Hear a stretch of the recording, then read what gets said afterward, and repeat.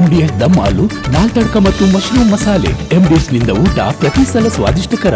MDH ಯಾವಾಗ್ಲೂ ನಿಮ್ಗೆ ಹೊಸ ರುಚಿ ನೀಡಲು ಪ್ರತಿಬದ್ಧವಾಗಿದೆ.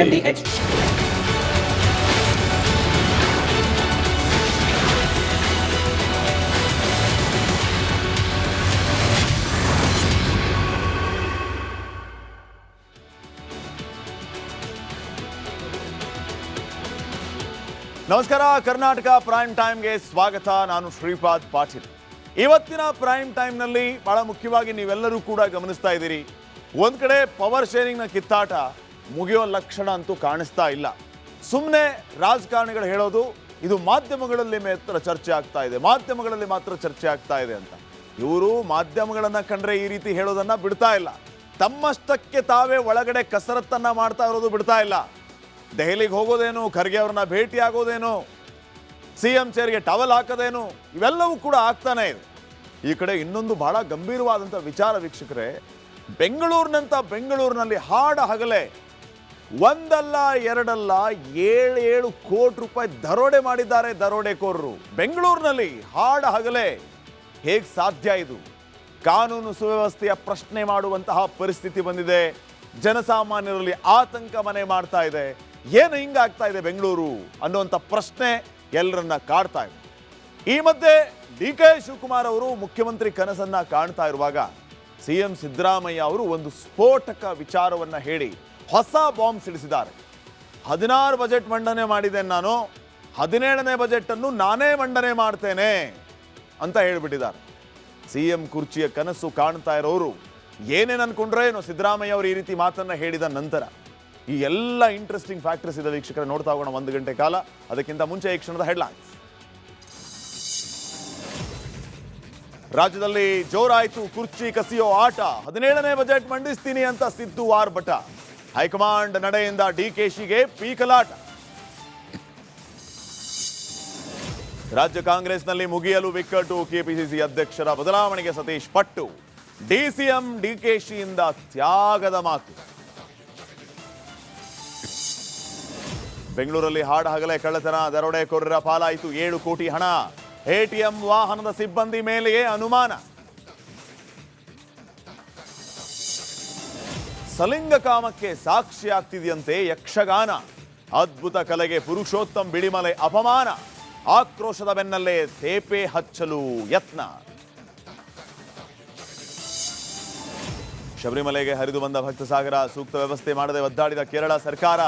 ಭಾರಿ ನಿರ್ಲಕ್ಷ್ಯ ತೋರಿಸಿದ್ದಕ್ಕೆ ಹೈಕೋರ್ಟ್ ಪ್ರಹಾರ.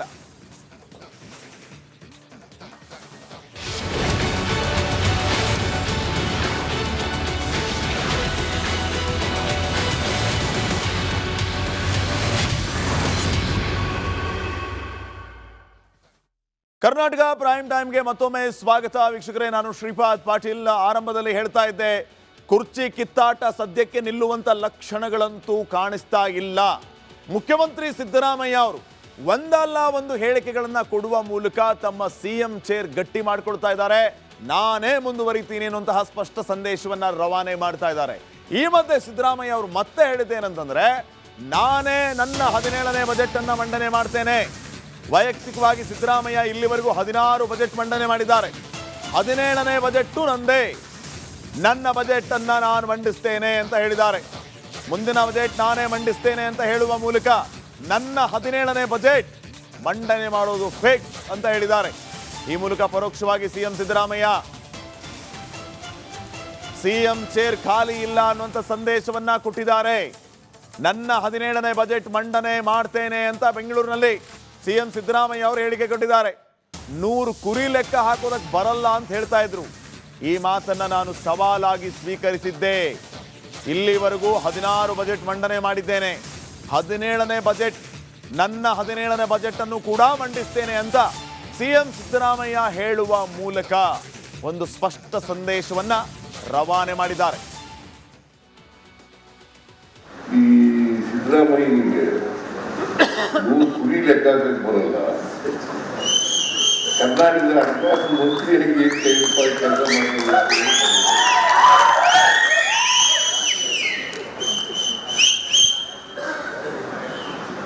ಈ ಪ್ರೊಫೆಸರ್ ಹೇಳಿದ್ರಲ್ಲ,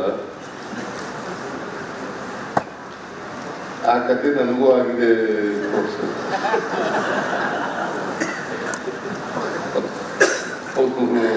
ಕತೆ ನನಗೂ ಆಗಿದೆ. ಆದರೆ ನಾನು ಅದನ್ನು ಸವಾಲಾಗಿ ಸ್ವೀಕಾರ ಮಾಡಿದೆ. ಹಿಂದೂ ಪತ್ರಿಕೆಯಲ್ಲಿ Siddaramaiah presented A most pragmatic budget ಅಂತ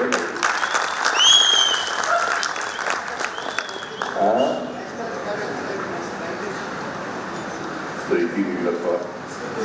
70 ಬಜೆಟ್ ಮಂತ್ರಿಗಳು, 16 ಬಜೆಟ್ ಮಂತ್ರಿಗಳು, ನೆಕ್ಸ್ಟ್ 17 ಬಜೆಟ್ ಕೊಡ್ಬೇಕು.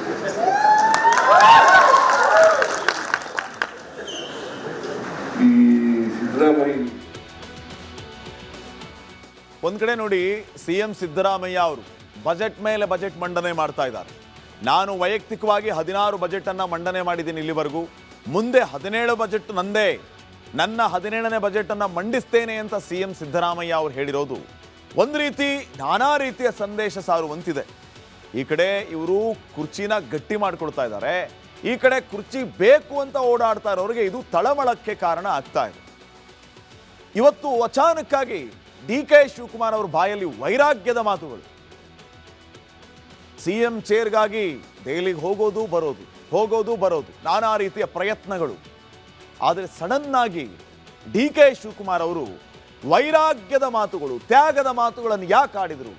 ಅಸಲಿಗೆ ರಾಜಾಧಿಪತ್ಯದ ಹಾದಿಯಲ್ಲಿದ್ದವರು DK ಶಿವಕುಮಾರ್. ಮುಂದಿನ ಮುಖ್ಯಮಂತ್ರಿ DK ಶಿವಕುಮಾರ್ ಅಂತ ಹೋದಲ್ಲಿ ಬಂದಲ್ಲಿ ಈಗಲೂ ಅನೌನ್ಸ್ ಮಾಡ್ತಾರೆ. ಆದರೆ ಏಕಾಏಕಿ ವೈರಾಗ್ಯದ ಮಾರ್ಗದ ಮಾತುಗಳು ಯಾಕೆ DK ಶಿವಕುಮಾರ್ ಅವರಲ್ಲಿ? ಸಿಎಂ ಕುರ್ಚಿ DKಶಿಗೆ ಒಂದು ರೀತಿ ನಿಲುಕದ ನಕ್ಷತ್ರ ಆಗ್ಬಿಡ್ತಾ ಅನ್ನೋಂಥ ಪ್ರಶ್ನೆ. ಪ್ರಯತ್ನಗಳು 1000 ಆಗ್ತಾ ಇದೆ, ಆದರೆ ಪಾಸಿಟಿವ್ ರಿಸಲ್ಟ್ ಇಲ್ಲ. ಸಿಎಂ ಕುರ್ಚಿ DK ಶಿವಕುಮಾರ್ಗೆ ಒಂದು ರೀತಿ ನಿಲುಕದ ನಕ್ಷತ್ರ ಆಗ್ಬಿಡ್ತಾ ಅಂತ. ಪವರ್ ಶೇರಿಂಗ್ನ ಬಗ್ಗೆ ಮೊದಲು ಭಾರಿ ಚರ್ಚೆಗಳಾಯಿತು. 50-50 ಮಾತುಕತೆ ಆಗಿದೆ ಅಂತೆ. 2.5 ವರ್ಷ ಸಿದ್ದರಾಮಯ್ಯ ಅವರಂತೆ, ಅದಾದ್ಮೇಲೆ 2.5 ವರ್ಷ DK ಶಿವಕುಮಾರ್ ಅಂತೆ ಅಂತ ಹೇಳ್ತಾ ಇದ್ರು. ಅಷ್ಟೇ ಯಾಕ್ರಿ, ನವೆಂಬರ್ ಕ್ರಾಂತಿ, ನಾವೀಗ ನವೆಂಬರ್ ತಿಂಗಳಲ್ಲೇ ಇದ್ದೀವಿ. 21 ನಾಡಿದ್ದು, 21ಕ್ಕೆ ಸಿಎಂ ಆಗ್ತಾರೆ DK ಶಿವಕುಮಾರ್ ಅಂತಾನೂ ಇತ್ತು. ಆ ಕಡೆ ರಾಹುಲ್ ಗಾಂಧಿ ಫಾರಿನ್ಗೆ ಹೋಗ್ಬಿಟ್ರು. ನಿಲುಕದ ನಕ್ಷತ್ರ ಆಗಿದೆ ಎಲ್ಲವನ್ನ ಅರಿತಿರುವಂತಹ DK ಶಿವಕುಮಾರ್ ವೈರಾಗ್ಯದ ಮಾತುಗಳನ್ನು ಆಡಿದ್ರ, ಬೇಸರದ ಮಾತುಗಳನ್ನು ಆಡಿದ್ರ. ಹೈಕಮಾಂಡ್ ಅಭಯವೂ ಕೂಡ DK ಶಿವಕುಮಾರ್ಗೆ ಸಿಗ್ತಾ ಇಲ್ಲ, ಸಹೋದ್ಯೋಗಿಗಳ ಸಹಕಾರವೂ ಕೂಡ ಅವ್ರಿಗೆ ಸಿಗ್ತಾ ಇಲ್ಲ. ಮಾತಿಲ್ಲ, ಕತೆ ಇಲ್ಲ. DCM DK ಶಿವಕುಮಾರ್ ಬರೀ ಮೌನಕ್ಕೆ ಶರಣಾಗಿದ್ದಾರೆ. ಮೌನಂ ಸಮ್ಮತಿ ಲಕ್ಷಣಂ. KPCC ಪಟ್ಟ ತ್ಯಾಗದ ಮಾತಾಡಿದ್ದಾರೆ DCM DK ಶಿವಕುಮಾರ್.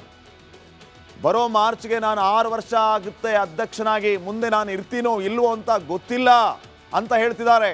ಅಂದ್ರೆ ಅವ್ರಿಗೆ ಏನು ಸುಳಿವು ಸಿಕ್ಕಿದೆ? KPCC ಅಧ್ಯಕ್ಷ ಗಾದಿಯನ್ನು ಬಿಟ್ಟುಕೊಡುವಂತಹ ಮಾತೇನಾದರೂ ಬಂತ? ದೆಹಲಿಗೆ ಹೋದ್ರೆ ರಾಹುಲ್ ಗಾಂಧಿ ಭೇಟಿ ಆಗಲ್ಲ, ಸಿದ್ದರಾಮಯ್ಯ ಅವ್ರನ್ನ ಈಸಿಯಾಗಿ ಭೇಟಿ ಆಗ್ಬಿಡ್ತಾರೆ. ಖರ್ಗೆ ಜೊತೆ ಮಾತಾಡಿದ್ರೆ ಕ್ಲಾರಿಟಿ ಸಿಗ್ತಾ ಇಲ್ಲ.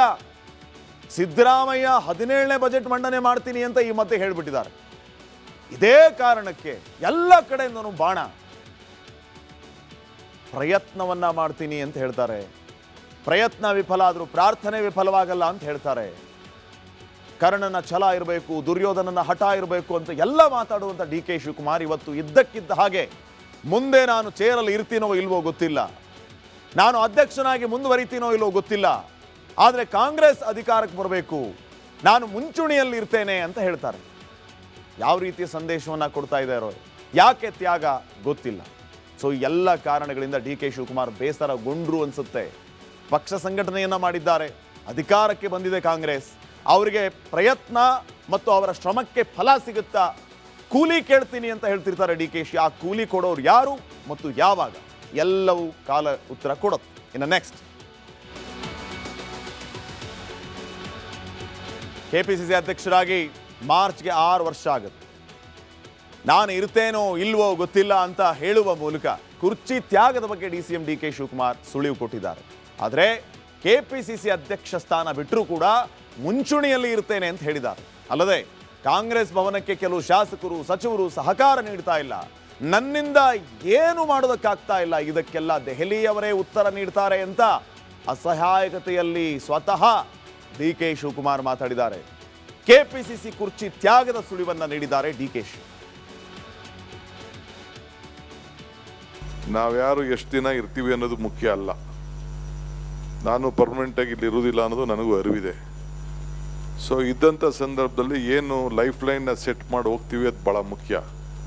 ಅದಕ್ಕೆ ಮುಂದಕ್ಕೆ ಪ್ರತಿ ವರ್ಷವೂ ಕೂಡ ಹಿಂಗೇನಾದ್ರು ಒಂದು ಗುರ್ಸಿ ಯಾರೇ ಬರಲಿ ಅವರು ಮಾಡ್ಕೊಂಡು ಹೋಗಲಿ ಅನ್ನೋ ದೃಷ್ಟಿಯಿಂದ ಈ ಕೆಲಸವನ್ನು ಪ್ರಾರಂಭವನ್ನು ಮಾಡಿದ್ದೇವೆ. ಇಂದಿರಾ ಗಾಂಧಿಯವರು ಇನ್ನೊಂದು ಮಾತು ಹೇಳ್ತಾರೆ. ಏನು ಹೇಳ್ತಾರೆ ಅಂದರೆ, ಜಗತ್ತಿನಲ್ಲಿ ಎರಡು ಬಗೆಯ ಜನರಿರ್ತಾರೆ. ಒಬ್ಬ ಕೆಲಸ ಮಾಡುವನು, ಇನ್ನೊಬ್ಬರು ಅದರ ಲಾಭವನ್ನು ಪಡೆದುಕೊಳ್ಳೋದು. ನೀವು ಮೊದಲನೇ ಗುಂಪಿಗೆ ಸೇರಿ ಅಂತ ಹೇಳಿ ಇಂದಿರಾ ಗಾಂಧಿಯವರು ಹೇಳಿದ ಒಂದು ಮಾತು ಕೂಡ ನಲ್ಲಿ ಇದೆ.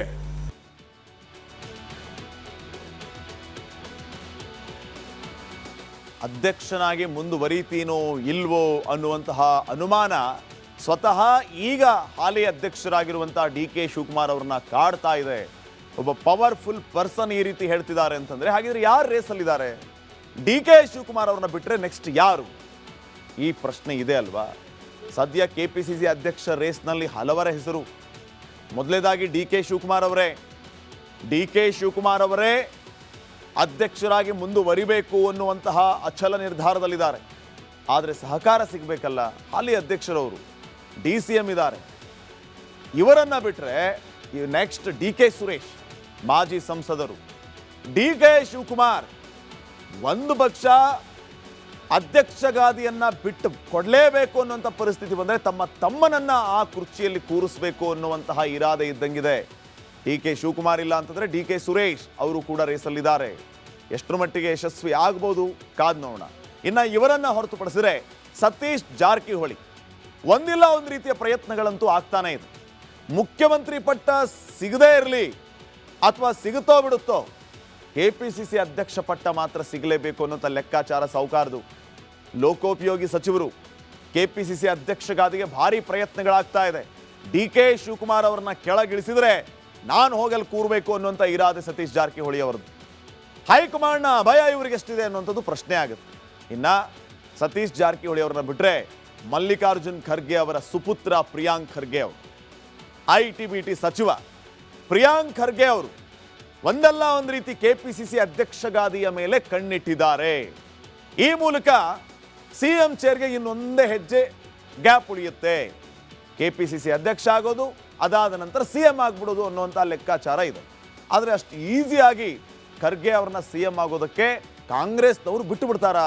ಉಳಿದ ನಾಯಕರು ಸಮ್ಮತಿಯನ್ನು ವ್ಯಕ್ತಪಡಿಸ್ತಾರಾ ಅನ್ನುವಂಥ ಪ್ರಶ್ನೆಗಳು ಕೂಡ ಅವ್ರ ಪಾರ್ಟಿಯಲ್ಲೇ ಇದೆ. ಈ ಹಿಂದೆಯೂ ಕೂಡ ಅನೇಕ ರೀತಿಯ ಚರ್ಚೆಗಳು ಆಗಿದೆ. ಇನ್ನು ಇವ್ರನ್ನ ಬಿಟ್ಟರೆ MB ಪಾಟೀಲ್ ಅವರು, ಕೈಗಾರಿಕಾ ಸಚಿವರು.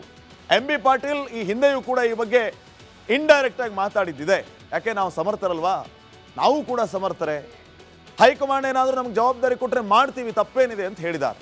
ಸೊ MB ಪಾಟೀಲ್ ಅವರಿಗೆ ಅಧ್ಯಕ್ಷ ಗಾದಿ ಒಲಿದು ಬರುತ್ತಾ? ಇದು ಕೂಡ ಪ್ರಶ್ನೆ ಇದೆ. ಅವರು ಕೂಡ ರೇಸಲ್ಲಿದ್ದಾರೆ. ಇನ್ನು ಈಶ್ವರ್ ಖಂಡ್ರೆ ಅರಣ್ಯ ಸಚಿವರು, ಇವರ ಹೆಸರು ಕೂಡ ಕೇಳಿ ಬರ್ತಾ ಇರುತ್ತೆ. ಇವರು ಎಷ್ಟು ಸಮರ್ಥರು? ಅಧ್ಯಕ್ಷ ಗಾದಿಯನ್ನ ಇವ್ರಿಗೇನಾದರೂ ಕೊಟ್ಟರೆ ಪಕ್ಷ ಸಂಘಟನೆಯನ್ನ ಮಾಡ್ತಾರಾ? ಹಲವು ಈ ಹಿಂದೆ ಒಂದು ಚರ್ಚೆ ಜೋರಾಗಿ ನಡೀತಾ ಇತ್ತು. KPCC ಅಧ್ಯಕ್ಷ ಗಾದಿಗಾಗಿ ನಾವು ಸಚಿವ ಸ್ಥಾನವನ್ನು ತ್ಯಾಗ ಮಾಡೋದಕ್ಕೂ ಸಿದ್ಧರಿದ್ದೇವೆ. ಅದರಲ್ಲಿ ಈಶ್ವರ್ ಖಂಡ್ರೆ ಅವರ ಹೆಸರು ಕೂಡ ಇತ್ತು. ಇವರು ಸಚಿವ ಸ್ಥಾನವನ್ನು ಬಿಟ್ಟು ನಾನು KPCC ಅಧ್ಯಕ್ಷನಾಗೋದಕ್ಕೆ ರೆಡಿ ಇದ್ದೀನಿ ಅಂತ ಲೆಕ್ಕ ಹಾಕಿದ್ರಂತೆ. ಪ್ರಬಲ ಸಮುದಾಯದವರು, ಪಕ್ಷ ಸಂಘಟನೆ ಈಸಿ ಆಗುತ್ತೆ ಅನ್ನೋಂಥ ಲೆಕ್ಕಾಚಾರ ಇರಬಹುದು. ಹೈಕಮಾಂಡ್ ಲೆಕ್ಕಾಚಾರ ಏನು, ಅದು ಮುಖ್ಯ ಆಗುತ್ತೆ. ಕಂದಾಯ ಸಚಿವ ಕೃಷ್ಣ ಬೈರೇಗೌಡರು ಕೂಡ ರೇಸಲ್ಲಿದ್ದಾರೆ. ಇವರನ್ನ ಬಿಟ್ಟರೆ ಕಾರ್ಮಿಕ ಸಚಿವ ಸಂತೋಷ್ ಲಾಡ್ ಅವರು ಕೂಡ KPCC ಅಧ್ಯಕ್ಷ ಗಾದಿಯ ರೇಸ್ನಲ್ಲಿದ್ದಾರೆ. ಇನ್ನ last but not least KN Rajanna ಅವರು ನೇರವಾಗಿ ಮಾತಾಡ್ತಾರೆ. ಇವರು ಈ ಹಿಂದೆ ನಾನು ಹೇಳಿದಂಥವ್ರೆಲ್ಲರೂ ಅಡ್ಡಗೋಡೆ ಮೇಲೆ ದೀಪ ಇಟ್ಟಂಗೆ ಮಾತಾಡಿದರೆ KN ರಾಜಣ್ಣ ಒಬ್ಬನೇ ಡೈರೆಕ್ಟಾಗಿ ಮಾತಾಡುವಂಥ ನಾಯಕರು. ಅವ್ರು ಹೇಳ್ತಾ ಇದ್ರು, ಒಬ್ಬ ವ್ಯಕ್ತಿಗೆ ಒಂದೇ ಸ್ಥಾನಮಾನ, ನಮ್ಮಲ್ಲಿ ಎರಡೆರಡು ಸ್ಥಾನ ಇಟ್ಕೊಂಡು ಕೂತಿದ್ದಾರೆ. ಹೈಕಮಾಂಡ್ ಹೇಳಿದ್ರೆ ನಾನು KPCC ಅಧ್ಯಕ್ಷ ಆಗ್ತೀನಿ, ಸಚಿವ ಸ್ಥಾನ ಬಿಟ್ಟು ಕೊಡ್ತೀನಿ ಅಂತ ಹೇಳ್ತಾ ಇದ್ರು ಸಚಿವ ಇದ್ದಾಗ. ಈಗ ಸಚಿವ ಸ್ಥಾನ ಇಲ್ಲ ಬಿಡಿ, ಆ ಮಾತು ಬೇರೆ. KPCC ಅಧ್ಯಕ್ಷನಾಗೋದಕ್ಕೆ ಯಾವಾಗಲೂ ಕೂಡ ಪ್ರಬಲ ಮುಂಚೂಣಿಯಲ್ಲಿದ್ದು KN ರಾಜಣ್ಣ ಅವರು. ಸೊ ರಾಜಣ್ಣ ಅವರಿಗೆ ಅದೃಷ್ಟ ಖುಲಾಯಿಸುತ್ತಾ? ಒಂದು ಹುದ್ದೆ ಒಂದು ವ್ಯಕ್ತಿ ಅಂತ ಹೇಳ್ತಾ ಇದ್ರು. DK ಶಿವಕುಮಾರ್ ಅವರು DCM ಹುದ್ದೆನೂ ಇಟ್ಕೊಂಡಿದ್ದಾರೆ, KPCC ಅಧ್ಯಕ್ಷ ಹುದ್ದೆನೂ ಇಟ್ಕೊಂಡಿದ್ದಾರೆ. ಹೀಗಾಗಿ ಅವರನ್ನೇ ಟಾರ್ಗೆಟ್ ಮಾಡ್ಕೊಂಡು ಹೇಳ್ತಾ ಇದ್ರು ಇವರು. ಈ ಸಾರಿ ರಾಜಣ್ಣ ಅವರಿಗೆ ಅದೃಷ್ಟ ಖುಲಾಯಿಸುತ್ತಾ?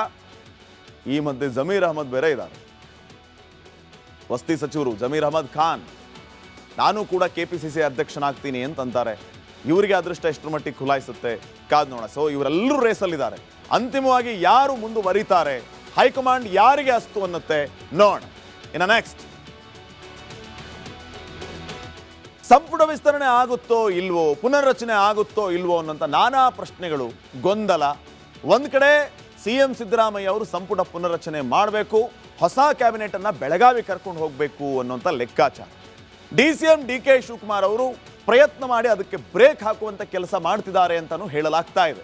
ಅಂತಿಮವಾಗಿ ಹೈಕಮಾಂಡ್ ಏನು ನಿರ್ಧಾರ ಮಾಡಿದೆ ಈಗ ಅದು ಮುಖ್ಯ ಆಗುತ್ತೆ. ಸೊ ಸಂಪುಟ ಪುನರ್ರಚನೆಯ ವಿಚಾರ ಮತ್ತೆ ಮುನ್ನೆಲೆಗೆ ಬಂದಿರೋದು. ಏನಿದೆ ಈ ಬಗ್ಗೆ ಅಪ್ಡೇಟ್, ಈ ರಿಪೋರ್ಟ್ ನೋಡಿ.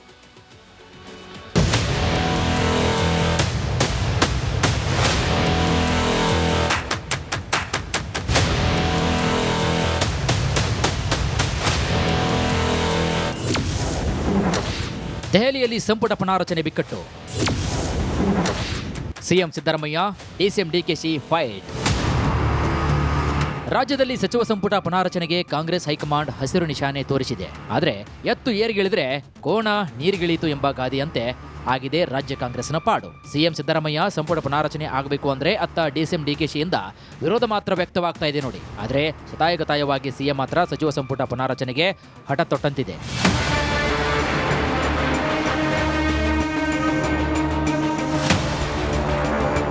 ರಾಜ್ಯದಲ್ಲಿ ಸಂಪುಟ ಪುನಾರಚನೆಗೆ ವರಿಷ್ಠರು ಗ್ರೀನ್ ಸಿಗ್ನಲ್ ಕೊಟ್ಟಿದ್ದಾರೆ. ಏನಾದರೂ ಮಾಡಿ ಚಳಿಗಾಲದ ಅಧಿವೇಶನಕ್ಕೂ ಮೊದಲೇ ಸಂಪುಟ ಪುನಾರಚನೆ ಮಾಡಬೇಕೆಂದು CM ಸಿದ್ದರಾಮಯ್ಯ ಸರ್ಕಸ್ ಮಾಡ್ತಿದ್ದಾರೆ. ದೆಹಲಿಗೆ ತೆರಳಿ ಮಲ್ಲಿಕಾರ್ಜುನ್ ಖರ್ಗೆ, ರಾಹುಲ್ ಗಾಂಧಿ ಜೊತೆ ಮಾತುಕತೆ ಸಹ ನಡೆಸಿದ್ದಾರೆ. CM ಸಂಪುಟ ಪುನಾರಚನೆ ಮಾಡಲೇಬೇಕೆಂದು ಪಟ್ಟು ಹಿಡಿದಿದ್ರೆ DCM ಮಾತ್ರ ಅಧಿಕಾರ ಹಂಚಿಕೆಗೆ ಪಟ್ಟು ಹಿಡಿದು ಸೈಲೆಂಟ್ ಸೂತ್ರದ ಮೊರೆ ಹೋಗಿದ್ದಾರೆ. ಭೇಟಿ ಬಗ್ಗೆ ಪ್ರಶ್ನಿಸಿದ್ದಕ್ಕೆ DCM ಭಾವುಕ. ಸರ್, DK ಶಿವಕುಮಾರ್ ಅವರು ಶ್ರಮ ಹಾಕಿದ್ದಾರೆ, ಪಕ್ಷಕ್ಕಾಗಿ ದುಡಿದಿದ್ದಾರೆ, ಸಾಕಷ್ಟು ಪ್ರಯತ್ನವನ್ನು ನಡೆಸಿದ್ದಾರೆ. ಆದರೆ ಯಾಕೆ ಡೆಲ್ಲಿಗೆ ಹೋದರೂ ಕೂಡ ಹೈಕಮಾಂಡ್ ನಾಯಕರನ್ನು ಭೇಟಿ ಮಾಡಬೇಕು, ಸಾಕಷ್ಟು ಪ್ರಯತ್ನಗಳು ಆಗ್ತಿದ್ದಾವೆ ಅಂತ ಹೇಳ್ತಿದ್ದಾರೆ. ಯಾಕೆ ಸರ್? ಒಂದು ಕಡೆ BJಪಿಯವರು ನಿಮ್ಮ ಪಕ್ಷದ ವಿಚಾರಕ್ಕೆ ಸಂಬಂಧಪಟ್ಟಂಗೆ ವ್ಯಂಗ್ಯವನ್ನು ಮಾಡ್ತಿದ್ದಾರೆ.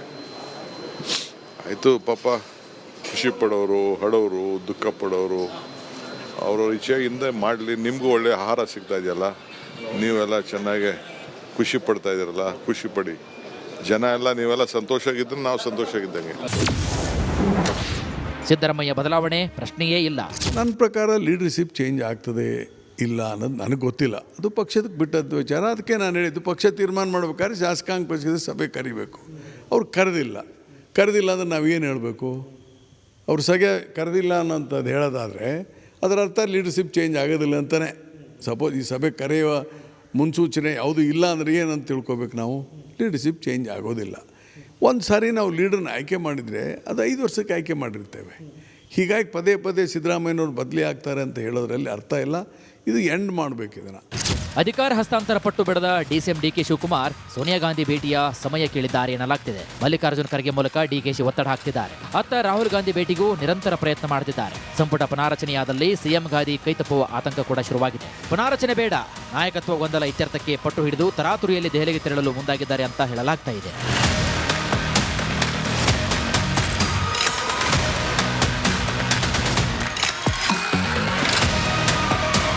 ಸಂಪುಟ ಪುನಾರಚನೆ ನೀ ಕೊಡೆ ನಾ ಬಿಡೆ ಎಂಬಂತಾಗಿದೆ CM Siddaramaiah, DCM DK Shivakumar ಪರಿಸ್ಥಿತಿ. CM ಸಂಪುಟ ಪುನಾರಚನೆಗೆ ಪಟ್ಟು ಹಿಡಿದಿದ್ರೆ DCM ಮಾತ್ರ ವಿರೋಧವನ್ನು ವ್ಯಕ್ತಪಡಿಸಿದ್ದಾರೆ. ಹೈಕಮಾಂಡ್ ನಿರ್ಧಾರದ ಮೇಲೆ ಎಲ್ಲವೂ ಕೂಡ ನಿಂತಿದೆ. Bureau report, republic Kannada. ಸಂಪುಟ ಪುನರ್ರಚನೆಯ ಸರ್ಕಸ್ಸೇ ಜೋರಾಗಿದೆ. ಒಬ್ಬರು ಸಂಪುಟ ಪುನರ್ರಚನೆ ಆಗಬೇಕು ಅಂತ, ಇನ್ನೊಬ್ಬರು ಸಂಪುಟ ಪುನರ್ರಚನೆ ಆಗಬಾರದು, ಅದಾದರೆ ಮುಖ್ಯಮಂತ್ರಿ ಕುರ್ಚಿನೇ ತಪ್ಪು ಹೋಗುತ್ತೆ ಅನ್ನೋಂಥ ಲೆಕ್ಕಾಚಾರ. ಅಸಲಿಗೆ ದೆಹಲಿಯಲ್ಲಿ ಸಿದ್ದರಾಮಯ್ಯ ಅವರಿಂದ ಸಂಪುಟ ಪುನರ್ರಚನೆಯ ಸರ್ಕಸ್ ಜೋರಾಗೇ ನಡೀತಾ ಇದೆ. ಅಧಿವೇಶನಕ್ಕೂ ಮೊದಲೇ ಸಂಪುಟ ಪುನರ್ರಚನೆ ಮಾಡಲೇಬೇಕು, ನನ್ನ ಜೊತೆಗೆ ಹೊಸ ಸಚಿವರನ್ನ ಬೆಳಗಾವಿಗೆ ಕರ್ಕೊಂಡು ಹೋಗಲೇಬೇಕು ಚಳಿಗಾಲದ ಅಧಿವೇಶನಕ್ಕೆ ಅಂತ CM ಬಿಗಿಪಟ್ಟು ಹಿಡಿದಿರುವ ಹಿನ್ನೆಲೆ ಈ ವಾರದೊಳಗೆ ಖರ್ಗೆ ಅವರು ಈ ಬಗ್ಗೆ ಚರ್ಚೆಯನ್ನ ಮಾಡ್ತಾರೆ. ರಾಹುಲ್ ಗಾಂಧಿ ಮತ್ತು KC ವೇಣುಗೋಪಾಲ್ ಅವರ ಜೊತೆಗೆ ಸಿದ್ದರಾಮಯ್ಯ ಅವರು ಚರ್ಚೆಯನ್ನ ಮಾಡ್ತಾರೆ. ರಾಹುಲ್ ಗಾಂಧಿ ಜೊತೆಗಿನ ಮಾತುಕತೆಯ ಬಳಿಕ CM ಮತ್ತು DCMಗೆ ಕರೀತಾರೆ, ಬುಲಾವ್ ಬರುತ್ತೆ. ಮುಂದಿನ ವಾರದೊಳಗೆ CM DK ಶಿವಕುಮಾರ್ ಇಬ್ಬರಿಗೂ ಖರ್ಗೆ ಕರೀತಾರೆ. ನಂತರ ಸಂಪುಟ ಪುನರ್ರಚನೆಯ ಬಗ್ಗೆ ಮುಹೂರ್ತ ಫಿಕ್ಸ್ ಆಗುವ ಸಾಧ್ಯತೆ ಇದೆ. ಇಲ್ಲಿ ಯಾರಿಗೆ ಮಣೆ ಹಾಕ್ತಾರೆ ಇದು ಅಪ್ಡೇಟ್. ಇದು CM ಸಿದ್ದರಾಮಯ್ಯ ಅವರು ಮುಂದಿನ ವಾರ ಕರಿಬಹುದು, DCM ಅವ್ರನ್ನು ಕರಿಬಹುದು. ಸಂಪುಟ ಪುನರಚನೆ ಬಗ್ಗೆ ಚರ್ಚೆ ಆಗ್ಬೋದು. ಆದರೆ ಒಳಗಡೆ ಆಂತರಿಕವಾಗಿ ಯಾವ ರೀತಿಯ ಪ್ರಯತ್ನಗಳು ನಡೀತಿದೆ ಅನ್ನುವಂಥ ಮಾಹಿತಿ ಅಂದರೆ, ಡಿ ಕೆ ಶಿವಕುಮಾರ್ ಅವರು ಸಂಪುಟ ಪುನರಚನೆ ಆಗೋದೇ ಬೇಡ ಅಂತ ಬ್ರೇಕ್ ಹಾಕುವ ಕೆಲಸವನ್ನ ಮಾಡ್ತಾ ಇದ್ದಾರಂತೆ. ಸಿಎಂ ಸಿದ್ದರಾಮಯ್ಯ ಅವರು ಇಲ್ಲ ಸಂಪುಟ ಪುನರಚನೆ ಆಗಲೇಬೇಕು ಅಂತ ಹೇಳಿ ಪಟ್ಟು ಹಿಡಿದಿದ್ದಾರಂತೆ. ಡಿ ಕೆ ಶಿವಕುಮಾರ್ ಯಾಕೆ ಬ್ರೇಕ್ ಹಾಕುವ ಕೆಲಸವನ್ನ ಮಾಡ್ತಾ ಇದ್ದಾರೆ ಅಂತಂದ್ರೆ, ಸಂಪುಟ ಪುನರಚನೆ ಸಂಪೂರ್ಣ ಅಧಿಕಾರ ಸಿಎಂಗೆ ಕೊಟ್ರೆ ಈ ಮೂಲಕ ಸಿಎಂ ಕುರ್ಚಿ ನನ್ನ ಕೈ ತಪ್ಪುತ್ತೆ. ಹಿಂಗಾಗಿ ಯಾವುದೇ ಕಾರಣಕ್ಕೂ ಸಂಪುಟ ಪುನರಚನೆ ಬೇಡ. ಸಂಪುಟ ಪುನರಚನೆ ಮಾಡಬೇಕು ಅಂತಾದ್ರೆ ಸಿಎಂ ಸಹಿತ ನೀವು ಎಲ್ಲವನ್ನು ಬದಲಾವಣೆ ಮಾಡಿ ಅನ್ನುವಂತಹ ಪಟ್ಟು ಡಿ ಕೆ ಶಿವಕುಮಾರ್ ಅವರದಂತೆ. ಇದೇ ಈಗ ಕಬ್ಬಿಣದ ಕಡಲೆಯಾಗಿದೆ. ಧರ್ಮ ಸಂಕಟ ಹೈಕಮಾಂಡ್ಗೆ. ಯಾರನ್ನ ಹೇಗೆ ಮನವೊಲಿಸಬೇಕು ಅನ್ನೋದೇ ಪ್ರಶ್ನೆ ಆಗಿದೆ. 2.5 ವರ್ಷ ಆಯ್ತು ಪವರ್ ಶೇರಿಂಗ್ ಜಗ್ಗಾಟ. ಈಗ ಕ್ಯಾಬಿನೆಟ್ ಎಕ್ಸ್ಪೆನ್ಷನ್ ಮಾಡಬೇಕೋ ಬೇಡವೋ, ಮಾಡಿದರೆ ಯಾರನ್ನ ಕರ್ಕೊಂಡು ಕೂರಿಸ್ಬೇಕು, ಎಲ್ಲವೂ ಗೊಂದಲಮಯ ಆಗಿದೆ. ಇದಕ್ಕೆ ಫುಲ್ ಸ್ಟಾಪ್ ಇಟ್ಟು ಅಭಿವೃದ್ಧಿ ಮೇಲೆ ಫೋಕಸ್ ಮಾಡಿ ಅಂತ ರಾಜ್ಯದ ಜನ ಹೇಳ್ತಿದ್ದಾರೆ. ನೋಡೋಣ ಏನಾಗುತ್ತೆ ಅಂತ. ಸಿಎಂ ಸಿದ್ದರಾಮಯ್ಯ ಸಾಹೇಬರು ಅನುಭವಸ್ಥರು, ಅಭಿವೃದ್ಧಿ ಆಗ್ತಾ ಇಲ್ವಾ ಅಂತ ಪ್ರಶ್ನೆ ಮಾಡ್ಬಿಡ್ತಾರೆ ಅವ್ರು ಏನಾರು ಕೇಳಿದರೆ. ಸೊ ಎಲ್ಲವೂ ಹೈಕಮಾಂಡ್ಗೆ ಬಿಟ್ಟಿದ್ದು. ಏನಾಗುತ್ತೆ ನೋಡೋಣ. ಇನ್ನು ನೆಕ್ಸ್ಟ್, ಸಂಪುಟ ಪುನರ್ರಚನೆ ಆಗುತ್ತೆ ಅನ್ನುವಂಥ ವಿಚಾರ ಗೊತ್ತಾಗ್ತಾ ಇದ್ದಂತೆ ಲಾಬಿ ರಾಜಕಾರಣಿ ಜೋರಾಗ್ತಾ ಇದೆ. ಲಾಬಿ ರಾಜಕಾರಣ, ನಾನು ಮಂತ್ರಿ ಆಗಬೇಕು ಅಂತ ಹೇಳಿ ಸಿಎಂ ಸಿದ್ದರಾಮಯ್ಯ ಅವ್ರನ್ನ ಬೆನ್ನತ್ತಿದ್ದಾರೆ. ಹೈಕಮಾಂಡ್ಗೆ ಹೋಗಿ ಮಾತಾಡ್ತಾ ಇದ್ದಾರೆ. ಡಿ ಕೆ ಶಿವಕುಮಾರ್ ಬೆನ್ನತ್ತಿದ್ದಾರೆ. ಇವರ ಉದ್ದೇಶ ಏನು? ನಾವು ಮಂತ್ರಿಮಂಡಲ ಸೇರಬೇಕು. ಶಾಸಕರು ಲಾಬಿಯನ್ನು ನಡೆಸ್ತಾ ಇದ್ದಾರೆ. ಅನುಭವದ ಮೇಲೆ, ಪಕ್ಷನಿಷ್ಠೆಯ ಆಧಾರದ ಮೇಲೆ, ಜ್ಯೇಷ್ಠತೆಯ ಆಧಾರದ ಮೇಲೆ ನಮ್ಮನ್ನ ಸಚಿವರನ್ನಾಗಿ ಮಾಡಿ ಅನ್ನುವಂತಹ ಪಟ್ಟು ಶಾಸಕರದ್ದು. ಅಂತಿಮವಾಗಿ ಹೈಕಮಾಂಡ್ ಯಾರಿಗೆ ಮಣೆ ಹಾಕುತ್ತೆ? ಸಿದ್ದರಾಮಯ್ಯ ಅವರ ಲಿಸ್ಟಲ್ಲಿ ಯಾರಿದ್ದಾರೆ? ಡಿ ಕೆ ಶಿವಕುಮಾರ್ ಅವರ ಲಿಸ್ಟಲ್ಲಿ ಯಾರಿದ್ದಾರೆ? ಹೈಕಮಾಂಡ್ ಲಿಸ್ಟಲ್ಲಿ ಯಾರಿದ್ದಾರೆ? ಇದೆಲ್ಲದರ ಮಧ್ಯೆ ದೆಹಲಿಯಲ್ಲಿ ಬೀಡು ಬಿಟ್ಟು ಕೆಲವರು ಲಾಬಿ ಮಾಡ್ತಾ ಇದ್ದಾರೆ. ಯಾರಿಗೆ ಅದೃಷ್ಟ ಖುಲಾಯಿಸಬಹುದು? ಏನು ನಡೀತಾ ಇದೆ ನೀವೇ ನೋಡಿ.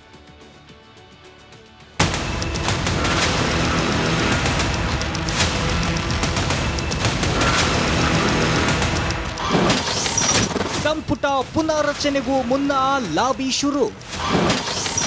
ದೆಹಲಿಯಲ್ಲೇ ಬೀಡು ಬಿಟ್ಟಿರೋ ಶಾಸಕರು. ಸಚಿವ ಸಂಪುಟ ಪುನಾರಚನೆ ಸುಳಿವು ಸಿಕ್ಕ ಬೆನ್ನಲ್ಲೇ ಶಾಸಕರು ಅಲರ್ಟ್ ಆಗಿದ್ದಾರೆ. ಹಿರಿತನ, ಅನುಭವ, ಪಕ್ಷನಿಷ್ಠೆ ಹಾಗೂ ನಾನಾ ಕಾರಣಗಳನ್ನ ಮುಂದಿಟ್ಟುಕೊಂಡು ಮಂತ್ರಿಗಿರಿಗಾಗಿ ಬೇಡಿಕೆ ಇಡುತ್ತಿದ್ದಾರೆ. ಕೆಲವರು ಸದ್ದಿಲ್ಲದೆ ಪ್ರಯತ್ನ ನಡೆಸುತ್ತಿದ್ದರೆ ಮತ್ತೆ ಕೆಲವರು ಬಹಿರಂಗವಾಗಿಯೇ ಬೇಡಿಕೆ ಇಡುತ್ತಿದ್ದಾರೆ. ಈಗಾಗಲೇ ಹಲವು ಸಚಿವರು ಮಾಧ್ಯಮಗಳ ಮುಂದೆ ಬಹಿರಂಗವಾಗಿಯೇ ಹಕ್ಕೊತ್ತಾಯವನ್ನ ಮಂಡಿಸಿದ್ದಾರೆ. ಸಿಎಂ ಸಿದ್ದರಾಮಯ್ಯ, ಡಿಸಿಎಂ ಡಿಕೆ ಶಿವಕುಮಾರ್ ದೆಹಲಿಗೆ ಹೋದ ಬೆನ್ನಲ್ಲೇ ಲಾಬಿಗಳು ತೀವ್ರಗೊಂಡಿದೆ. ಆಕಾಂಕ್ಷಿಗಳ ಪೈಕಿ ಕೆಲವರು ದೆಹಲಿಯಲ್ಲಿ ಬೀಡು ಬಿಟ್ಟಿದ್ದಾರೆ. ಹೈಕಮಾಂಡ್ ಮಟ್ಟದಲ್ಲಿ ಮಂತ್ರಿಗಿರಿಗಾಗಿ ಪ್ರಯತ್ನ ನಡೆಸುತ್ತಿದ್ದಾರೆ. ಪ್ರತ್ಯಕ್ಷ ಪರೋಕ್ಷವಾಗಿ ಒತ್ತಡ ಹೇರುವ ಮೂಲಕ ಸಚಿವ ಸ್ಥಾನ ಗಳಿಸುವ ಪ್ರಯತ್ನ ನಡೆಸುತ್ತಿದ್ದಾರೆ.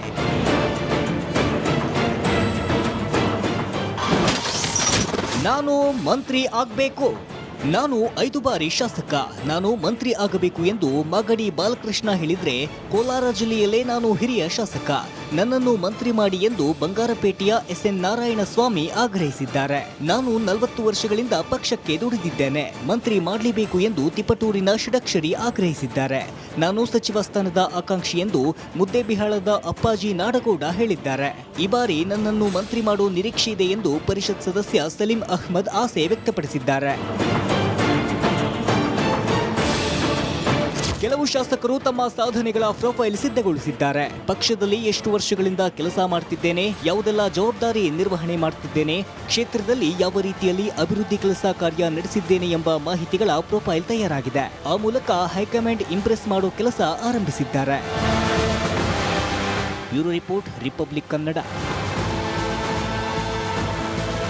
ಬಿಹಾರದಲ್ಲಿ ಭರ್ಜರಿ ಬಹುಮತದೊಂದಿಗೆ ಎನ್ಡಿಎ ಅಧಿಕಾರಕ್ಕೆ ಬಂದಾಗಿದೆ. ನಿತೀಶ್ ಕುಮಾರ್ ಅವರು ಕೂಡ ಮುಖ್ಯಮಂತ್ರಿಯಾಗಿ ಆಯ್ಕೆಯಾಗಿದ್ದು ಖಚಿತವಾಗಿದೆ. ಈಗ ಬಿಜೆಪಿ ಮತ್ತು ಜೆಡಿಯುನ ಮಧ್ಯೆ ಹಲವು ವಿಚಾರಗಳ ಬಗ್ಗೆ ಚರ್ಚೆಗಳು ಆಗ್ತಾ ಇದೆಯಂತೆ. ಏನದು ಚರ್ಚೆ ನೀವೇ ನೋಡಿ.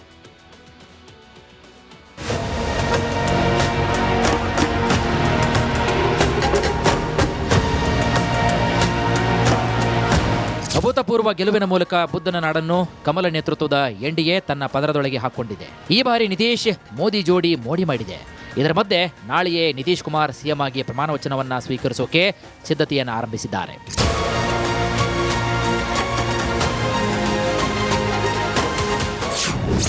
ನಿತೀಶ್ ಪ್ರಮಾಣ ವಚನ ಸ್ವೀಕಾರಕ್ಕೆ ಹೊಸ ವಿಘ್ನ. ಬಿಜೆಪಿ ಜೆಡಿಯು ಮಧ್ಯೆಯೇ ಹೊಸ ಕದನ.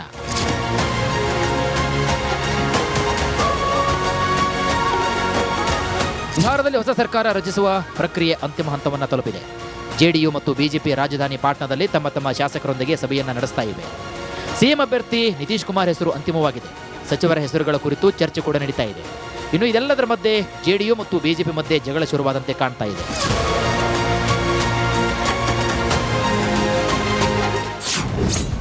ಗೃಹ ಖಾತೆಗಾಗಿ ಜೆಡಿಯು ಬಿಜೆಪಿ ಜಟಾಪಟಿ.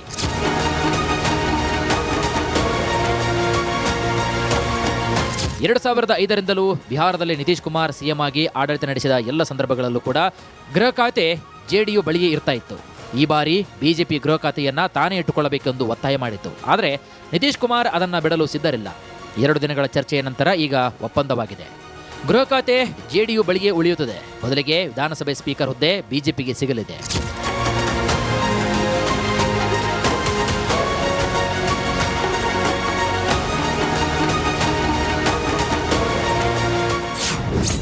ಜೆಡಿಯು ಬಿಜೆಪಿ ಡಿಶುಮ್ ಸಾಲು ತಿಕ್ಕಾಟಗಳ ಬಳಿಕ ಖಾತೆ ಹಂಚಿಕೆ ಫೈನಲ್ ಆಗಿದೆ. ವಿಧಾನಸಭೆಯ ಸ್ಪೀಕರ್ನ ಸ್ಥಾನ ಕೇಸರಿ ಸೇನೆಯ ಪಾಲಾಗಿದೆ.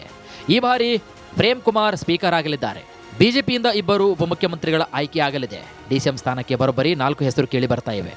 ಕಳೆದ ಬಾರಿ ಡಿಸಿಎಂ ಆಗಿದ್ದ ಸಾಮ್ರಾಟ್ ಚೌಧರಿ, ರಾಮಕೃಪಾಲ್ ಯಾದವ್, ಮಂಗಲ್ ಪಾಂಡೆ, ರಜನೀಶ್ ಕುಮಾರ್ ಹೆಸರು ರೇಸ್ನಲ್ಲಿದೆ. ಇನ್ನು ನಿರೀಕ್ಷೆಯಂತೆಯೇ ಸಾಮ್ರಾಟ್ ಚೌಧರಿ ಮತ್ತೊಮ್ಮೆ ಡಿಸಿಎಂ ಆಗೋದು ಫಿಕ್ಸ್. ಇನ್ನೊಂದು ಡಿಸಿಎಂ ಸ್ಥಾನ ಯಾರು ಪಾಲಾಗುತ್ತೆ ಅನ್ನೋದೇ suspense.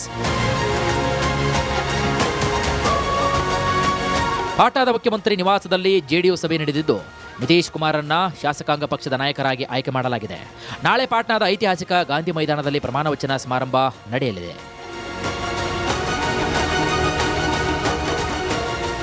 News desk, republic Kannada.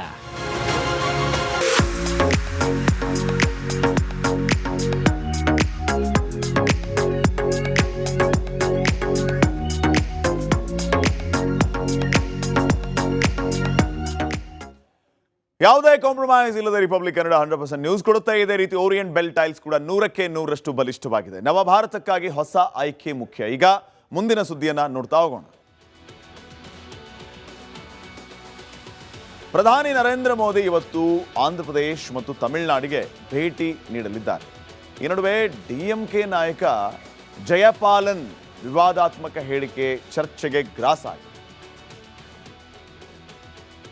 ತೆಲಕಸಿ ಜಿಲ್ಲೆಯಲ್ಲಿ ಎಸ್ಐಆರ್ ವಿರುದ್ಧ ನಡೆದಂತಹ ಪ್ರತಿಭಟನೆಯ ಸಂದರ್ಭದಲ್ಲಿ ಡಿಎಂಕೆ ದಕ್ಷಿಣ ಜಿಲ್ಲಾ ಕಾರ್ಯದರ್ಶಿ ಜೈಪಾಲನ್ ಪ್ರಧಾನಿ ಮೋದಿ ಅವರಿಗೇನೆ ಬೆದರಿಕೆಯನ್ನ ಹಾಕಿದ್ದಾರೆ. ಜೈಪಾಲನ್ ಮೋದಿಯನ್ನ ನರಕಾಸುರನಿಗೆ ಹೋಲಿಸಿ ಅವರನ್ನ ಕೊಲ್ಲುವುದಾಗಿ ಬೆದರಿಕೆ ಹಾಕಿದ್ದಾರೆ. ಇದು ಭಾರಿ ಆಕ್ರೋಶಕ್ಕೆ ಕಾರಣ ಆಗಿದೆ.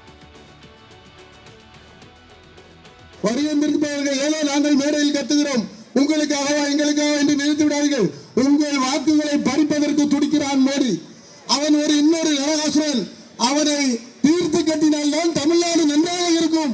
ஆகவே ஒன்று சேருவோம், வெற்றி காட்டுவோம் என்று கூறி தந்த வாய்ப்புக்கு நன்றி கூறி வழங்க வந்த உங்கள் அனைவருக்கும் மீண்டும் ஒருமுறை நன்றி கூறி விடைபெறுகிறேன்.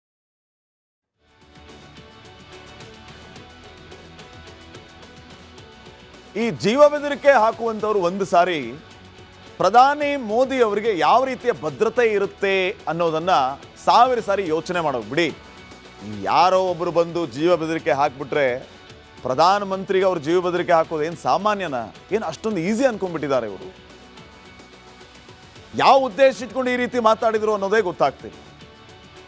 ನೀವು ನಿಮ್ಮ ವಿರೋಧ ಪಕ್ಷದ ನಾಯಕನಿಗೋ ಅಥವಾ ನಿಮ್ಮ ಏರಿಯಾದ ಯಾವನೋ ಒಬ್ಬ ದೊಣ್ಣೆ ನಾಯಕನಿಗೋ ಬೆದರಿಕೆ ಹಾಕ್ತಾ ಇಲ್ಲ. ನಮ್ಮ ದೇಶದ ಪ್ರಧಾನಿಗೆ ಜೀವ ಬೆದರಿಕೆ ಹಾಕ್ತೀರಾ ನೀವು? ಭದ್ರತೆ ಹೇಗಿರುತ್ತೆ ಅಂತ ಹೇಳ್ತೀವಿ ನೋಡಿ. ಇದು ಬಾಂಗ್ಲಾದೇಶ್, ಪಾಕಿಸ್ತಾನ್ ಖಂಡಿತ ಅಲ್ಲ, ಭಾರತ. ಇದು ಜನರ ಮತದಿಂದ ಗೆದ್ದವನೇ ಭಾರತದ ಅಧಿಪತಿ.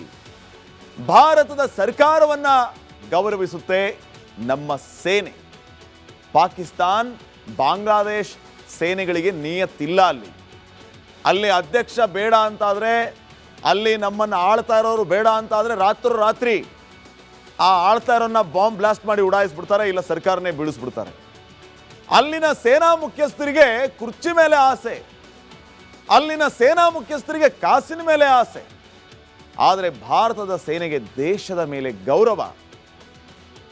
ನೇಷನ್ ಫಸ್ಟ್ ಅನ್ನುವಂಥವ್ರು ನಾವು. ಇಂಥ ಸಂದರ್ಭದಲ್ಲಿ ಪ್ರಧಾನಿಯ ಒಂದು ಕೇಶ ಮುಟ್ಟುವುದಕ್ಕೂ ಕೂಡ ಸೇನೆಗೆ ಆಗಲ್ಲ, ಕೂದಲು ಮುಟ್ಟೋದಕ್ಕಾಗಲ್ಲ. ಪ್ರಧಾನಿ ಮನೆಗೆ ನುಗ್ಗುವಂಥ ಕನಸನ್ನಂತೂ ಕಾಣಲೇಬೇಡಿ. ಏನು ತಮಾಷೆನಾ? ಪ್ರಧಾನಿ ಮನೆಗೆ ಗೇಟ್ ದಾಟೋದಕ್ಕೂ ಕೂಡ ಆಗೋದಿಲ್ಲ. ಗೇಟ್ ದಾಟೋದಿರಲಿ, ದೂರನ ನಿಂತು ಒಂದು 5 ಸೆಕೆಂಡ್ ನೀವು ಗೇಟ್ ನೋಡ್ಬಿಡಿ, ಏನಕ್ಕಪ್ಪ ಇಲ್ಲಿ ಇಷ್ಟೊತ್ತು ನಿಂತಿದೆಯಾ ಅಂತ ಅನುಮಾನದ ರೀತಿಯಲ್ಲಿ ನಿಮ್ಮನ್ನು ಪ್ರಶ್ನೆ ಮಾಡ್ತಾರೆ. ಅಷ್ಟಕ್ಕೂ ಮೋದಿ ಅವರ ಭದ್ರತೆ ಹೇಗಿರುತ್ತೆ ಅಂತ ಹೇಳ್ತೀವಿ ನೋಡಿ. ಹಂತ ಹಂತವಾಗಿ ಮೋದಿ ಅವರಿಗೆ ಯಾವ ರೀತಿ ಭದ್ರತೆ ಇರುತ್ತೆ. SPGಯ 24 ಕಮಾಂಡೋ ಮೋದಿ ಸುತ್ತ ಇರ್ತಾರೆ. SPGಯ 24 ಕಮಾಂಡೋಗಳು made in Belgium hand gun ಅವರ ಕೈಯಲ್ಲಿರುತ್ತೆ. FN 2000 ಅಸಾಲ್ಟ್ ರೈಫಲ್ ಕೂಡ ಇರುತ್ತೆ ಅವರ ಹತ್ರ. Very powerful weapons. FN P90 ಸಬ್ ಮಷಿನ್ ಗನ್ ಕೂಡ ನೀಡಿರ್ತಾರೆ ಇವ್ರ ಕೈಯಲ್ಲಿ. ಧಾಡ ಅಂತ ಹೊಡಿತಾ ಹೋದ್ರೆ ನಾನು ಎಲ್ಲಿ ಬಂದೆ ಅಂತ ಗೊತ್ತೂ ಆಗಲ್ಲ, ನಿಮ್ಮ ಪ್ರಾಣ ಪಕ್ಷಿ ಹಾರೋಗಿರುತ್ತೆ. ಹತ್ರ ಬಂದ್ರೆ ಡುಮ್ ಅನ್ನಿಸ್ಬಿಡ್ತಾರೆ ಕಮಾಂಡೋಗಳು. ಇನ್ನು ಎರಡನೇ ಹಂತ ಯಾವ ರೀತಿ ಇರುತ್ತೆ? ಮೋದಿ ಭದ್ರತೆಗೆ ಅಂತಾನೆ ವಿಶೇಷ ಕಮಾಂಡೋ ಇರ್ತಾರೆ. ಎರಡನೇ ಹಂತದಲ್ಲಿ ಸ್ಪೆಷಲ್ ಕಮಾಂಡೋಗಳು ಇರ್ತಾರೆ. ಗರುಡ ಕಮಾಂಡೋ ಫೋರ್ಸ್ನ 1,000 ಯೋಧರು ಇರ್ತಾರೆ. 3,000 ಪ್ಯಾರಾಮಿಲಿಟರಿ ಫೋರ್ಸ್ ಅವರ ಹತ್ರ ಇರುತ್ತೆ. ಇದು ಎರಡನೇ ಹಂತ. ಇನ್ನು ಮೂರನೇ ಹಂತ ಯಾವ ರೀತಿ ಇರುತ್ತೆ? ಪ್ರಧಾನಿ ಭದ್ರತೆಗೆ ಅಂತಾನೆ ಪ್ಯಾರಾಮಿಲಿಟರಿ ಫೋರ್ಸ್ ಇರುತ್ತೆ. ಪ್ಯಾರಾಮಿಲಿಟರಿಯ 3,000 ಕಮಾಂಡೋ ಭದ್ರತೆಗೆ ಅಂತ ಇರುತ್ತೆ. ಇವ್ರ ಬಳಿ ಕಾರ್ನರ್ ಶಾಟ್ ಗನ್ ಇರುತ್ತೆ. ಸ್ನೈಪರ್ಗಳು ಕೂಡ ಈ ಹಂತದಲ್ಲಿ ಇರುತ್ತೆ, ಅವರು ಕೂಡ ಇರ್ತಾರೆ. ಬ್ಯಾಲಿಸ್ಟಿಕ್ ಬ್ರೀಫ್ ಕೇಸ್ ಕೂಡ ಅವ್ರು ಹೊಂದಿರ್ತಾರೆ. ನೀವೆಲ್ಲ ಅಬ್ಸರ್ವ್ ಮಾಡಿರ್ಬೋದು ಸೂಕ್ಷ್ಮವಾಗಿ. ಪ್ರಧಾನಿ ಮೋದಿ ಅವರು ಯಾವುದಾದ್ರೂ ರ್ಯಾಲಿಯಲ್ಲಿ ಹೋಗ್ತಾ ಇರುವಾಗ ಅಥವಾ ಬೈ ವಾಕ್ ಅವರು ಜನರನ್ನ ಅಡ್ರೆಸ್ ಮಾಡ್ಕೊಂಡು ಹೋಗ್ತಾ ಇರುವಾಗ ಸುತ್ತಮುತ್ತ ಅವ್ರ ಕೈಯಲ್ಲಿ ಅಂಗರಕ್ಷಕರು ಏನಿರ್ತಾರೆ, ಅವ್ರ ಕೈಯಲ್ಲಿ ಒಂದು ಬ್ರೀಫ್ ಕೇಸ್ ಇರುತ್ತೆ, ಕೈಯಲ್ಲಿ ಹ್ಯಾಂಡ್ ಗನ್ಸ್ ಇರುತ್ತೆ. ಯಾವಾಗಲೂ ಕನ್ನಡಕ ಹಾಕ್ಕೊಂಡು ನೋಡ್ತಿರ್ತಾರೆ. ಅವ್ರು ಯಾರನ್ನು ನೋಡ್ತಿರ್ತಾರೆ ಅಂತ ಗೊತ್ತೇ ಆಗಲ್ಲ. ಒಂದು ಹೂವು ಬರಲಿ ಅದನ್ನು ಸ್ಟಾಪ್ ಮಾಡುವಂಥ ಕೆಲಸ ಅವರಿಂದ ಆಗುತ್ತೆ. ಅಷ್ಟೊಂದು ಪಿನ್ ಟು ಪಿನ್ ಅಲರ್ಟ್ ಆಗಿರ್ತಾರೆ. ಒಂದು ಕ್ಷಣನೂ ಕೂಡ ಆ ಕಡೆ ಈ ಕಡೆ ಸಾಗಲ್ಲ ಅವ್ರ ದೃಷ್ಟಿ, ಅಷ್ಟೊಂದು ಅಲರ್ಟ್ ಆಗಿರ್ತಾರೆ. ಇನ್ನು ಯಾವನೋ ಬಂದು ಜೀವ ಬೆದರಿಕೆ ಹಾಕೋದಂತ. ಇಷ್ಟಕ್ಕೆ ಮುಗಿಲಿಲ್ಲ, 4ನೇ ಹಂತ. ಸ್ಥಳೀಯ ಮಟ್ಟದ ಪೊಲೀಸರು ಕೂಡ ಇರ್ತಾರೆ ಈ ಎಲ್ಲ ಫೋರ್ಸ್ಗಳ ಜೊತೆಗೆ. ಈ ಪೊಲೀಸರು ಜನರನ್ನ ನಿಯಂತ್ರಣ ಮಾಡ್ತಾ ಇರ್ತಾರೆ. ಅನುಮಾನ ಬಂದರೆ ಅಲರ್ಟ್ ಆಗಿಬಿಡ್ತಾರೆ. ನೀವು ಗಮನಿಸಿದಿರಿ, ಎಷ್ಟೋ ಸಂದರ್ಭದಲ್ಲಿ ಪ್ರಧಾನಿ ಮೋದಿ ಅವರಿಗೆ ಪುಷ್ಪವೃಷ್ಟಿ ಮಾಡುವ ಸಂದರ್ಭದಲ್ಲಿ ಕೈ ತಪ್ಪಿ ಮೊಬೈಲು ಹೋಗ್ಬಿಟ್ಟಿರುತ್ತೆ ಪ್ರಧಾನಿ ಮೋದಿ ಅವರ ಹತ್ರ. ಆವಾಗ ಹಿಂದೆ ಇರುವಂಥ ಅಂಗರಕ್ಷಕರು ಎಷ್ಟು ಅಲರ್ಟ್ ಆಗಿರ್ತಾರೆ ನೋಡಿದ್ದೀರಾ ನೀವು? ಈ ರೀತಿಯ ಭದ್ರತೆ ಅವ್ರಿಗಿರುವಾಗ ಯಾವನೋ ಒಬ್ಬ ದೊಣ್ಣೆ ನಾಯಕ ಬಂದು ಅವರಿಗೆ ಜೀವ ಬೆದರಿಕೆ ಹಾಕೋದಂತಂದ್ರೆ ಏನು?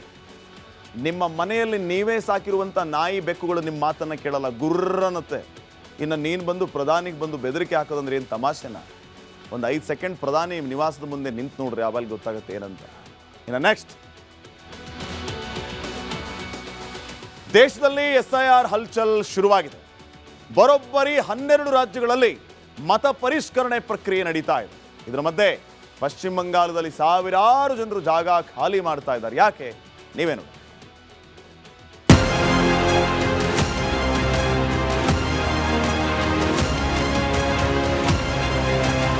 ಪಶ್ಚಿಮ ಬಂಗಾಳ ಅತಿ ಹೆಚ್ಚು ಬಾಂಗ್ಲಾದೇಶಿ ನುಸುಳುಕೋರರು ಇರುವಂತ ರಾಜ್ಯ. ಅಲ್ಲಿ ಅಪಾರ ಸಂಖ್ಯೆ ಬಾಂಗ್ಲಾದೇಶಿಗಳು ಆಧಾರ್ ಕಾರ್ಡ್ ಪಡೆದು ವೋಟರ್ ID ಮಾಡಿಸಿಕೊಂಡು ಭಾರತೀಯರ ರೀತಿಯಲ್ಲೇ ಬದುಕುತ್ತಿದ್ದಾರೆ. ಆದ್ರೆ ಇದೀಗ ಆ ಅಕ್ರಮ ವಲಸಿಗರಿಗೆ ಟೆನ್ಷನ್ ಶುರುವಾಗಿದೆ. ಅದಕ್ಕೆ ಕಾರಣ SIR.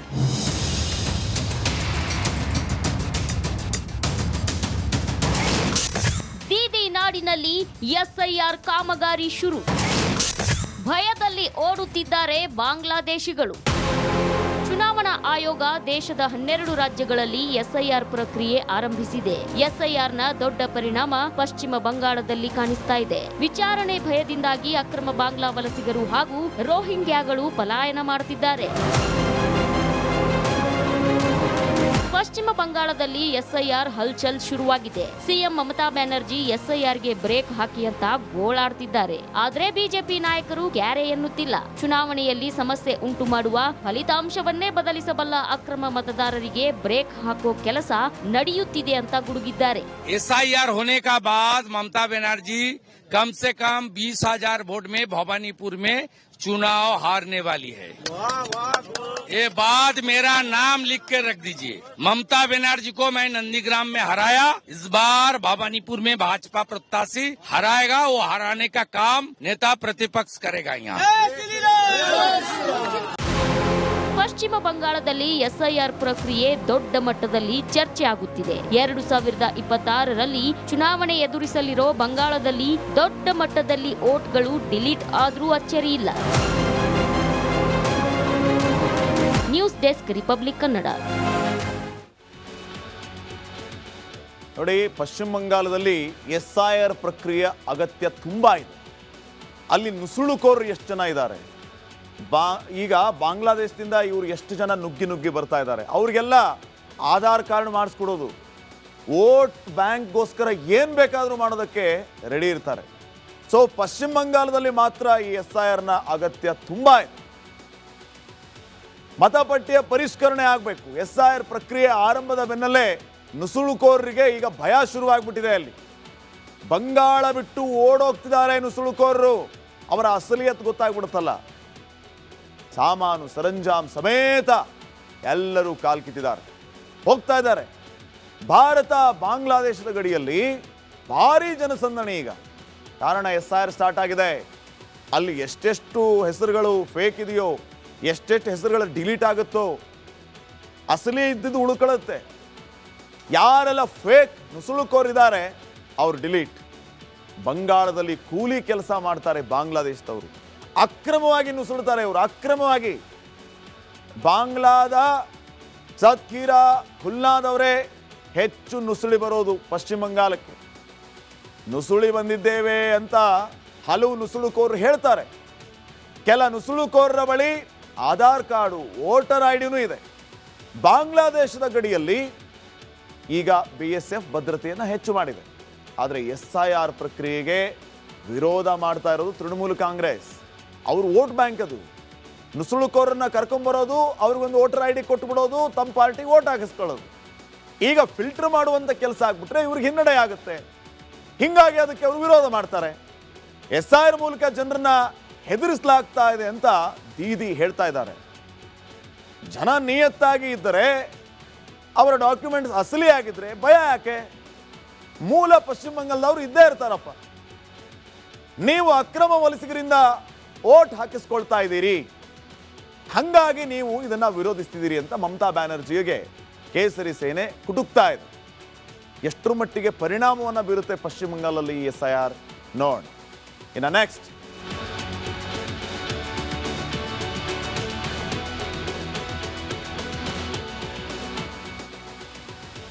ಬೆಂಗಳೂರಿನಲ್ಲಿ ಹಾಡ ಹಗಲೇ ಯಾರೂ ಕೂಡ ನಿರೀಕ್ಷೆ ಮಾಡದ, ಕಂಡು ಕೇಳರಿಯದ ಘಟನೆಯೊಂದು ನಡೆದಿದೆ. ಬೆಂಗಳೂರಿನಲ್ಲಿ ಹಾಡ ಹಗಲೇ 7,11,00,000 ರೂಪಾಯಿ, 7 ಕೋಟಿ ರೂಪಾಯಿ ದರೋಡೆ ಮಾಡಿ ಎಸ್ಕೇಪ್ ಆಗಿರುವಂಥ ಘಟನೆ ನಡೆದಿದೆ. ಘಟನೆ ನಡೆದಿದ್ದು ಯಾವುದೋ ಮಧ್ಯರಾತ್ರಿ 2 ಗಂಟೆ 3 ಗಂಟೆ ಅಲ್ಲ, ಹಾಡ ಹಗಲೇ ಬೆಂಗಳೂರಿನಲ್ಲಿ 7 ಕೋಟಿ ರೂಪಾಯಿ ದರೋಡೆ ಮಾಡಿಕೊಂಡು ದರೋಡೆಕೋರರು ಎಸ್ಕೇಪ್ ಆಗಿದ್ದಾರೆ. ಕಾನೂನು ಸುವ್ಯವಸ್ಥೆಯನ್ನು ಪ್ರಶ್ನೆ ಮಾಡುವ ಪರಿಸ್ಥಿತಿ ಬಂದಿದೆ. ಆತಂಕದ ವಾತಾವರಣ ನಿರ್ಮಾಣ ಆಗ್ತಾ ಇದೆ. ಬೀದರ್ನಲ್ಲಿ ಆದಂತಹ ಘಟನೆ ಸಿನಿಮೆಯ ಸ್ಟೈಲಲ್ಲಿ ನಮ್ಮ ಬೆಂಗಳೂರಿನಲ್ಲೂ ಕೂಡ ನಡೆದಿದೆ ಅಂತಂದ್ರೆ ಭದ್ರತೆಯನ್ನ ಪ್ರಶ್ನೆ ಮಾಡಬೇಕಲ್ವಾ? ಈಗ ನಮ್ಮ ಪೊಲೀಸರು ಏನ್ ಮಾಡ್ತಾ ಇದ್ದಾರೆ, ಏನೇನಾಗಿದೆ, ಎಲ್ಲಾಯ್ತು ಈ ಘಟನೆ, ನೀವೇ ನೋಡಿ.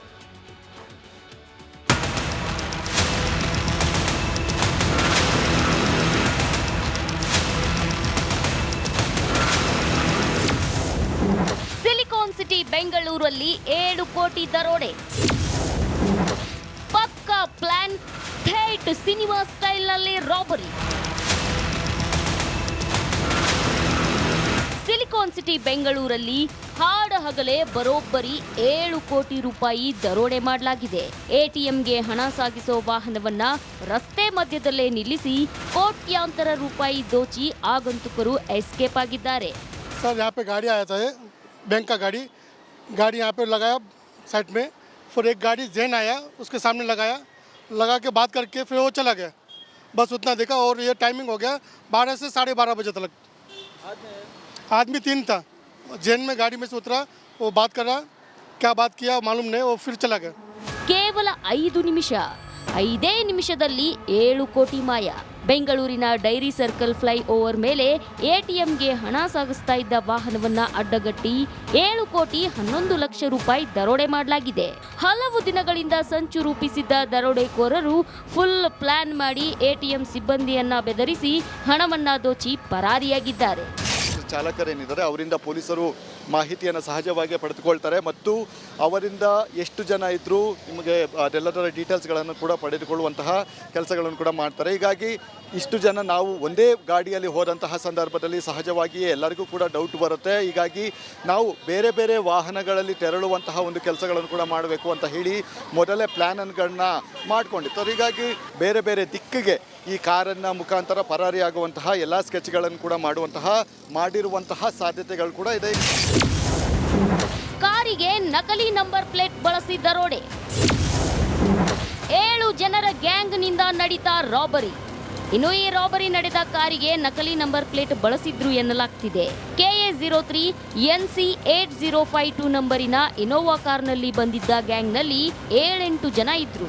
ನಾವು RBIನವರು ಅಂತ ಹೇಳಿ ಸಿಸಿ ಕ್ಯಾಮೆರಾ ಇಲ್ಲದ ಡೇರಿ ಸರ್ಕಲ್ ಫ್ಲೈ ಓವರ್ ಮೇಲೆ ಹಣ ಕದ್ದು ಪರಾರಿಯಾಗಿದ್ದಾರೆ.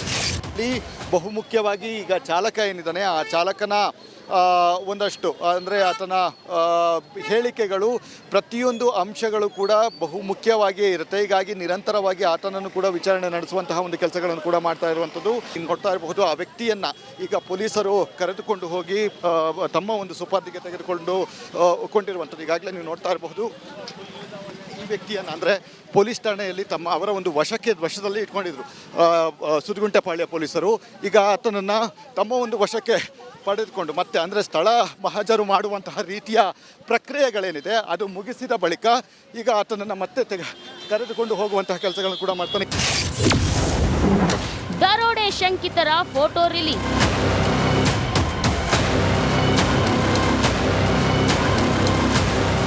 ಬೆಂಗಳೂರಲ್ಲಿ ನಡೆದ ಈ ದರೋಡೆ ಪ್ರಕರಣ ಪೊಲೀಸರ ನಿದ್ದೆಗೆಡಿಸಿದ್ದು ಶಂಕಿತರ ಫೋಟೋ ರಿಲೀಸ್ ಮಾಡಲಾಗಿದೆ. ಆದಷ್ಟು ಬೇಗ ಆರೋಪಿಗಳನ್ನ ಬಂಧಿಸಲಾಗುವುದು ಅಂತ ಪೊಲೀಸ್ ಕಮಿಷನರ್ ಸೀಮಂತ್ ಕುಮಾರ್ ಸಿಂಗ್ ಹೇಳಿದ್ದಾರೆ. ಫಿಸಿಕಲಿ ಹಿಡಿಲಿಕ್ಕೆ ನಮ್ಮ ಟೀಮ್ಸ್ ಎಲ್ಲ ಕಡೆ ಸ್ಪ್ರೆಡ್ ಔಟ್ ಆಗಿದೆ. ಅದರಲ್ಲಿ ಬೇರೆ ಬೇರೆ ಥರ ಟೀಮ್ಸ್ ಕೂಡ ಮಾಡಿದ್ದೀವಿ. ಫಿಸಿಕಲಿ ಗ್ರೌಂಡಲ್ಲಿ ಕೆಲವಿದ್ದಾರೆ, ಕೆಲವು ನಮ್ಮ ಕಂಟ್ರೋಲ್ ರೂಮಲ್ಲಿದ್ದಾರೆ, ಕೆಲವು ಬೇರೆ ಬೇರೆ ಟೆಕ್ನಿಕಲ್ ವಿಂಗ್ಸ್ ಅವ್ರಿಗೆಲ್ಲ ಕೆಲಸ ಮಾಡ್ತಿದ್ದಾರೆ. ನಾವು ಆದಷ್ಟು ಬೇಗ ಕೇಸ್ ಡಿಟೆಕ್ಟ್ ಮಾಡಲಿಕ್ಕೆ 7 ಕೋಟಿ ಲೂಟಿ, ಸರ್ಕಾರದ ವಿರುದ್ಧ ವಾಗ್ದಾಳಿ. ಈ ದರೋಡೆ ಕೇಸ್ ರಾಜಕೀಯ ಪಡಸಾಲೆಯಲ್ಲೂ ಕಿಚ್ಚು ಹೊತ್ತಿಸಿದ್ದು ರಾಜ್ಯದಲ್ಲಿ ಕಾನೂನು ಸುವ್ಯವಸ್ಥೆ ಸರಿಯಿಲ್ಲ ಅಂತ ವಿಪಕ್ಷದ ನಾಯಕರು ಕಿಡಿಕಾರಿದ್ದಾರೆ. ಬೀದರ್ನಲ್ಲೂ ಕೂಡ ಈ ರೀತಿ ಘಟನೆ ನಡೆದಿತ್ತು. ಇದುವರೆಗೂ ಕೂಡ ಅದಕ್ಕೆ ಉತ್ತರವನ್ನು ಕಂಡುಕೊಳ್ಳೋದಕ್ಕಾಗಿಲ್ಲ. ರಾಜ್ಯದಲ್ಲಿ ಕಾನೂನು ಸುವ್ಯವಸ್ಥೆ ಸಂಪೂರ್ಣ ಹದಗೆಟ್ಟಿರುವಂಥದ್ದು. ಗೃಹ ಸಚಿವರು ಕೇಳಿದ್ರೆ ಅವ್ರಿಗೇನು ಮಾಹಿತಿಗಳೇ ಇರೋದಿಲ್ಲ. ಒಂದು ರೀತಿ ಅಸಹಾಯಕರಾಗಿದ್ದಾರೆ ಗೃಹ ಸಚಿವರೇ. ಹಾಗಾಗಿ ಇವತ್ತು ರಾಜ್ಯದಲ್ಲಿ ಪದೇ ಈ ರೀತಿ ಘಟನೆ ಮರುಕಳಿಸ್ತಾ ಇರ್ತಕ್ಕಂಥದ್ದು ಸರಿಯಲ್ಲ. ದರೋಡೆ ಈಗ ನಮಗೆ ಇನ್ಫಾರ್ಮೇಶನ್ಸ್ಗಳು ಸಿಕ್ಕಿದ್ದಾವೆ. ಆದಷ್ಟು ಶೀಘ್ರವಾಗಿ ಅವ್ರನ್ನ ಹಿಡಿತೇವೆ. ಅದು ಆಗಬಾರ್ದಿತ್ತು. ಯಾರು ಇದಕ್ಕೆ ಕಾರಣಕರ್ತರು ಏನು, ಅವರು ಹಣ ತಗೊಂಬಂದು ATMಗಳಿಗೆ ಹಾಕುವಂಥದ್ದು, ಆ ಇನ್ಫಾರ್ಮೇಶನ್ ಹೆಂಗಿತ್ತು, ಯಾರು ಇನ್ಫಾರ್ಮೇಶನ್ ಅವ್ರಿಗೆ ಕೊಟ್ಟಿದ್ದಾರೆ ಮತ್ತು ಅವರಲ್ಲಿ ಯಾರಾದರೂ ಇದ್ದಾರಾ ಇಲ್ವಾ ಗೊತ್ತಿಲ್ಲ ನಮಗೆ. ಬ್ಯಾಂಕ್ ಹಣನೇ ಸೇಫ್ಟಿ ಇಲ್ಲ ಅಂದ್ರೆ ಇನ್ನು ಜನಗಳ ಹತ್ರ ಇರೋ ಹಣ ಸೇಫ್ಟಿನ? ಬ್ಯಾಂಕ್ ಹಣನೇ ಸೇಫ್ಟಿ ಇಲ್ಲ, ಇನ್ನು ಜನಗಳ ಹಣ ಸೇಫ್ಟಿನ? ಇದು ಲೂಟಿ, ಇದು ಕಾನೂನು ಸುವ್ಯವಸ್ಥೆಯ ವೈಫಲ್ಯ. ರಾಜ್ಯ ಸರ್ಕಾರ ನಿಜಕ್ಕೂ ಮಾನ ಮರ್ಯಾದೆ ಕಳ್ಕೊಂಬಿಟ್ಟಿದೆ. ಇದರಿಂದ ಬೀದರಲ್ಲಾಯಿತು ಅಂತ ಎಲ್ಲೋ ಸುಮ್ಮನೆ ಇದ್ರು, ಮಂಗಳೂರಲ್ಲಾಯಿತು ಅಂತ ಸುಮ್ಮನೆ ಇದ್ರು. ಈಗ ಬೆಂಗಳೂರು ಬಂದ್ಬಿಟ್ಟಿದೆ. ಹೀಗೆ ಹಾಡಹಗಲೇ ಸಿಲಿಕಾನ್ ಸಿಟಿಯ ಬ್ಯುಸಿ ರಸ್ತೆಯಲ್ಲಿ 7 ಕೋಟಿ 11 ಲಕ್ಷ ದರೋಡೆ ಆಗಿರೋದು ಜನರಲ್ಲಿ ಆತಂಕ ಮೂಡಿಸಿದೆ. ಶೀಘ್ರದಲ್ಲೇ ದರೋಡೆಕೋರರನ್ನ ಮಟ್ಟ ಹಾಕುವಂತೆ ಜನ ಮನವಿ ಮಾಡಿದ್ದಾರೆ. Bureau report, republic Kannada. ನೋಡಿ, ಬೆಂಗಳೂರಿನಲ್ಲೇ ಹಾಡಹಗಲೇ ಇಂಥ ದರೋಡೆಗಳು ಆಗ್ತಾ ಇದೆ. ಬೆಂಗಳೂರಿನ ಯಾವ ಪ್ಲೇಸ್ ಖಾಲಿ ಇರುತ್ತೆ ಹೇಳಿ? ಒಂದು ಗಾಡಿಗಳು ತುಂಬಿರುತ್ತೆ, ಇಲ್ಲ ಜನ ತುಂಬಿರ್ತಾರೆ. ಇಷ್ಟು ಗಾಡಿ, ಇಷ್ಟು ಜನಗಳ ಮಧ್ಯೆ ಯಾರೋ ಬಂದು 7 ಕೋಟಿ ರೂಪಾಯಿ ದರೋಡೆ ಮಾಡಿಕೊಂಡು ನಮ್ಮ ಬೆಂಗಳೂರಿನಿಂದ ತಮಿಳ್ನಾಡು ಕಡೆನೋ ಆಂಧ್ರ ಕಡೆನೋ ಎಸ್ಕೇಪ್ ಆಗ್ತಾರೆ ಅಂತಂದ್ರೆ ಹೇಗೆ ಸಾಧ್ಯ ಇದು? ಕೆಲವು ನಿಮಿಷ ಸಿನಿಮೆಯ ಸ್ಟೈಲಲ್ಲಿ ಹಿಂಗೆ ಬರ್ತಾರೆ, 7 ಕೋಟಿ ರೂಪಾಯಿ ತಗೊಂಡು ಎಸ್ಕೇಪ್ ಆಗ್ತಾರೆ. ಕೆಲವು ನಿಮಿಷದಲ್ಲೇ ಪಟಾಪಟ್ ಕಳ್ಳತನ ಆಗುತ್ತೆ. CMS ಕಂಪನಿಯ ಸಿಬ್ಬಂದಿ ಮೇಲೆಯೇ ಈಗ ಅನುಮಾನ ವ್ಯಕ್ತವಾಗ್ತಾ ಇದೆ. ಪಕ್ಕದಲ್ಲಿರೋ 100 ರೂಪಾಯಿ ತಗೊಳಕ್ಕಾಗಲ್ಲ, ಇವ್ರು ಹೆಂಗೆ 7 ಕೋಟಿ ರೂಪಾಯಿ ತಗೊಂಡ್ಬಿಟ್ರು? ಅನುಮಾನ ಬರಲ್ವಾ? ಪ್ರತಿರೋಧನೆ ವ್ಯಕ್ತಪಡಿಸಿಲ್ಲ ಅವರು. ವಿತ್ ವೆಪನ್ ಇರ್ತಾರೆ, ATM ವಾಹನದಲ್ಲಿ ಲೋಡೆಡ್ ಗನ್ಗಳಿರುತ್ತೆ ಕೈಯಲ್ಲಿ. ಒಮ್ಮೆ ಧಡಾಲ್ ಅಂತ ಆರಿಸ್ಬಿಟ್ರೆ ಯಾವನು ಬರ್ತಾನೆ ದರೋಡೆ ಮಾಡೋಕ್ಕೆ? ಮಾಡಲಿಲ್ಲ ಅದನ್ನು ಯಾವುದನ್ನು ಅವರು. ಹಿಂಗಾಗಿಯೇ ಅನುಮಾನ ಮೂಡ್ತಾ ಇರೋದು.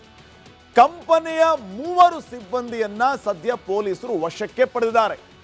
ಕ್ಯಾಶಿಯರ್, ಗನ್ಮ್ಯಾನ್, ATM ವಾಹನ ಚಾಲಕ, ಇವರನ್ನ ವಶಕ್ಕೆ ಪಡೆಯುವಂತ ಕೆಲಸ ಪೊಲೀಸರಿಂದ ಆಗಿದೆ.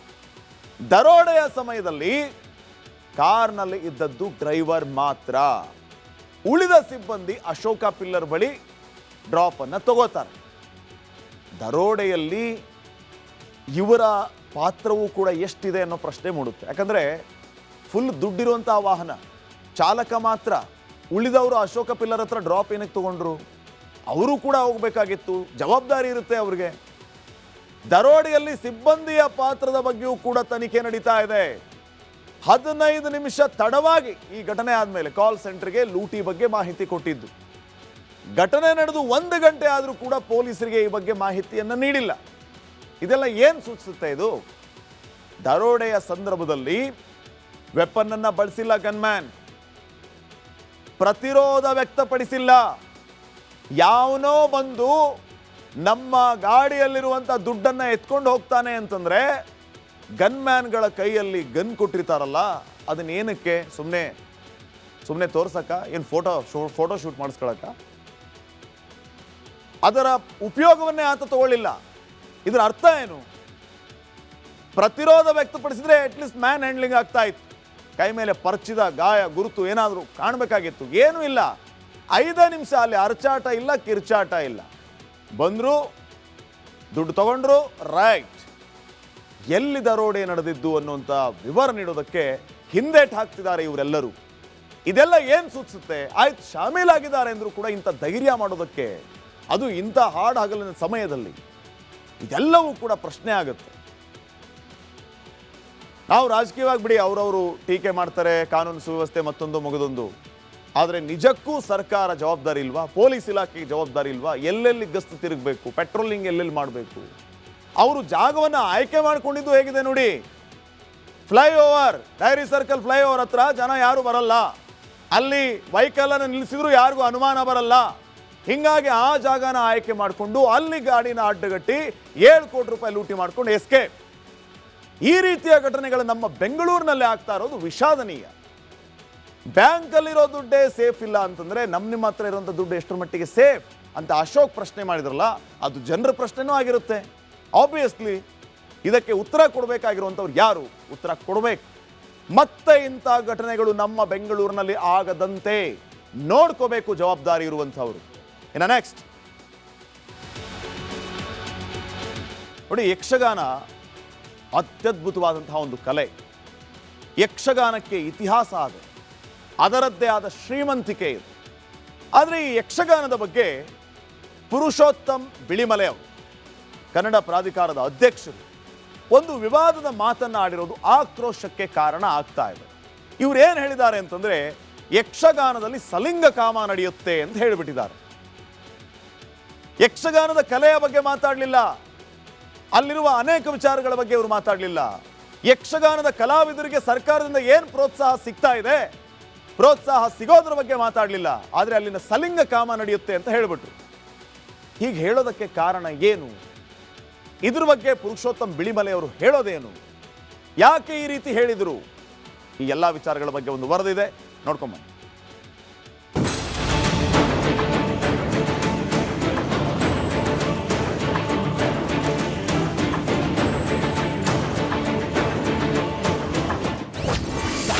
ಯಕ್ಷಗಾನದಲ್ಲೇ ಹೋಮೋಸೆಕ್ಸ್ ಬೆಳೀತದೆ. ಪುರುಷೋತ್ತಮ ಬಿಳಿಮಲೆ ವಿವಾದದ ಕಿಚ್ಚು. ಯಕ್ಷಗಾನದಲ್ಲೇ ಸಲ್ಲಿಂಗ ಕಾಮ ನಡೀತಿದೆ ಅನ್ನೋ ಪುರುಷೋತ್ತಮ ಬಿಳಿಮಲೆ ನೀಡಿರುವ ವಿವಾದಾತ್ಮಕ ಹೇಳಿಕೆ ಬಿರುಗಾಳಿಯನ್ನೇ ಎಬ್ಬಿಸಿದೆ. ಕನ್ನಡ ಅಭಿವೃದ್ಧಿ ಪ್ರಾಧಿಕಾರ ಅಧ್ಯಕ್ಷರದ್ದು ಇದೆಂತ ಮಾತು ಅಂತ ಕಲಾವಿದರು ಬಿಳಿಮಲೆ ವಿರುದ್ಧ ಸಿಡಿದಿದ್ದಾರೆ. ಮೈಸೂರಿನ ಮಾನಸ ಗಂಗೋತ್ರಿ ಪ್ರಸಾರಾಂಗದಲ್ಲಿ ನಡೆದ ಕಾರ್ಯಕ್ರಮದಲ್ಲಿ ಆಡಿರುವ ಮಾತು ಬೆಂಕಿಯ ಉಂಡೆಯಾಗಿದೆ.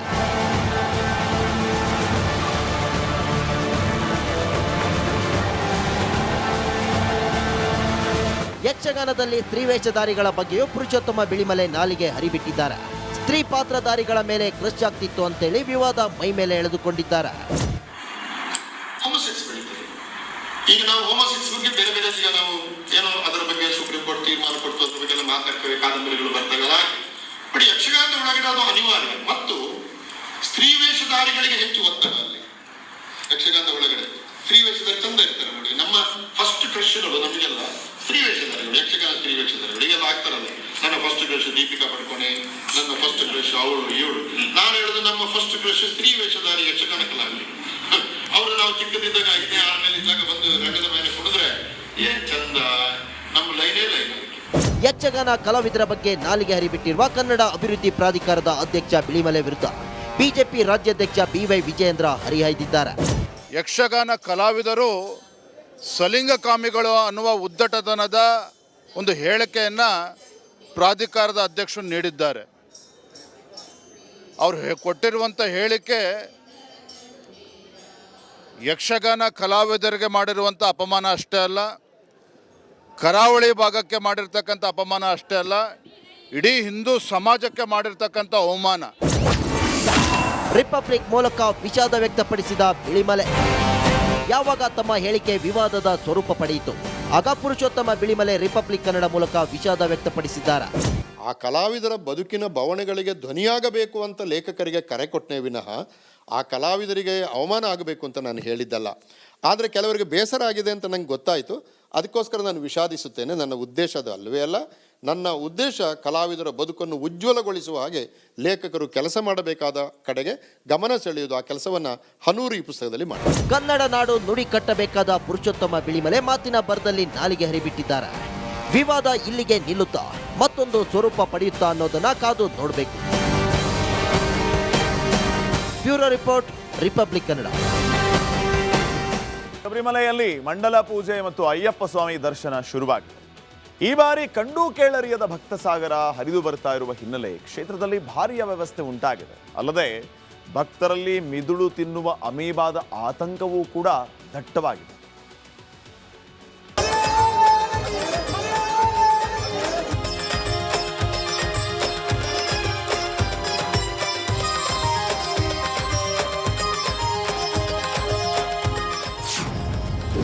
ಶಬರಿಮಲೆಯಲ್ಲಿ ಅಯ್ಯಪ್ಪನ ಭಕ್ತ ಸಾಗರ. ಅಯ್ಯಪ್ಪ ದರ್ಶನಕ್ಕೆ ಹೋಗೋ ಭಕ್ತರೇ ಎಚ್ಚರ. ಅಯ್ಯಪ್ಪನ ದರ್ಶನಕ್ಕೆ ಶಬರಿಮಲೆಯತ್ತ ಹೊರಟ ಜನಸಾಗರ. ಎಲ್ಲಿ ನೋಡಿದ್ರೂ ಜನವೋ ಜನ. ನಿರೀಕ್ಷೆಗೂ ಮೀರಿ ಆಗಮಿಸುತ್ತಿರುವ ಅಯ್ಯಪ್ಪ ಭಕ್ತರು.